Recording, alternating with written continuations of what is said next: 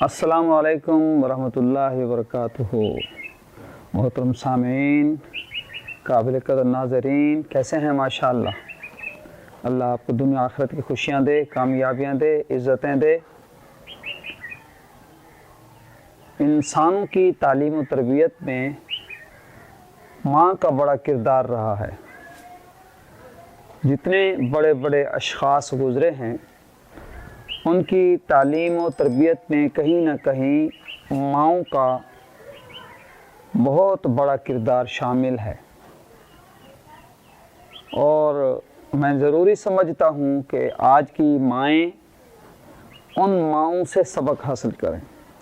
حضور صلی اللہ تعالی وسلم کی پھپھی جان جناب حضرت صفیہ رضی اللہ تعالی عنہ اپنے صاحبزادہ جناب حضرت زبیر بن عوام رضی اللہ تعالی عنہ جو صحابی رسول ہیں، جب بچے تھے تو حضور کی پھپھی جان انہیں تادیباً مارا بھی کرتے تھیں، سختی کرتے تھیں تربیت کے لیے۔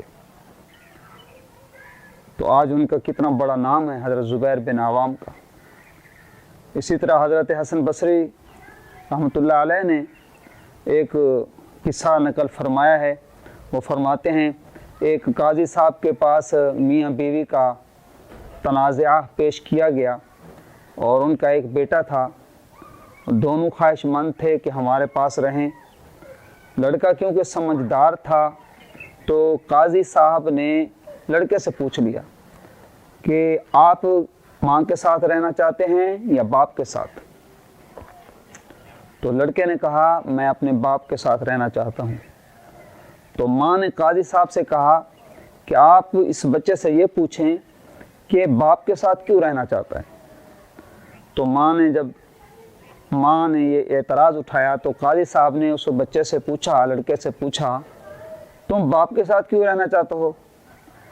تو وہ لڑکا کہنے لگا کہ ماں مجھے استاد کے پاس بھیجتی ہے، وہ مجھے پڑھاتا ہے، وہ میرے ساتھ جو ہے مجھے کھیلنے نہیں دیتا، میرے ساتھ سختی کرتا ہے، اور ماں مجھے کھیلنے کے لیے نہیں چھوڑتی، پڑھائی پر لگائی رکھتی ہے، اور جو میرا باپ ہے یہ مجھے دوستوں کے ساتھ آزاد چھوڑ دیتا ہے، اس لیے میں باپ کے ساتھ رہنا چاہتا ہوں۔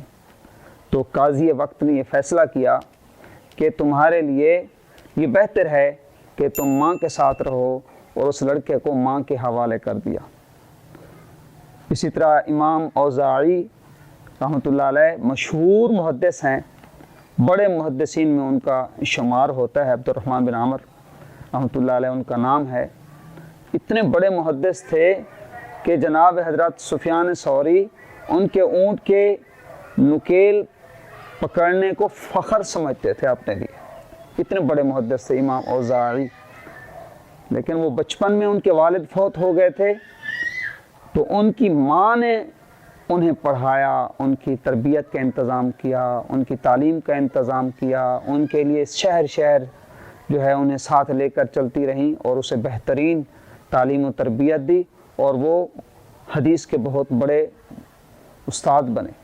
اسی طرح امام شافعی رحمۃ اللہ علیہ، وہ بھی بچپن میں، وہ چھوٹے تھے، ان کے والد صاحب فوت ہو گئے، تو ان کی والدہ نے اپنے بیٹے کی تربیت کے لیے اپنی ساری زندگی لگا دی، اور ان کو استاد کو دینے کے لیے کچھ نہیں ہوتا تھا، وہ مزدوری کر کے استاد کی خدمت کرتی۔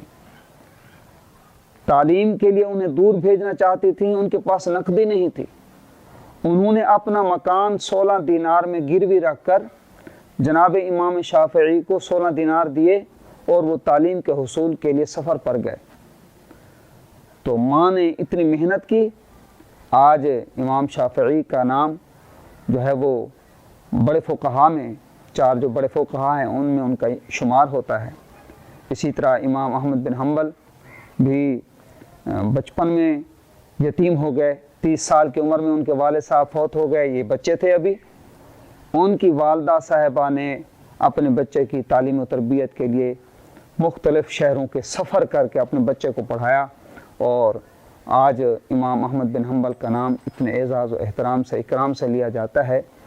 تو ماؤں کو اولو العزم ہونا چاہیے، ماؤں کو اپنے بچوں کی تربیت کے لیے وقت نکالنا چاہیے۔ ماؤں کو اپنی خواہش اور اپنی مرضی کو قربان کر کے اپنے بچے کی بہترین تعلیم و تربیت کے لیے اپنی خواہشات کو کچل دینا چاہیے۔ اس کا نتیجہ یہ نکلے گا کہ ان کی اولادیں زمانے کی امام بنیں گی۔ بہت شکریہ۔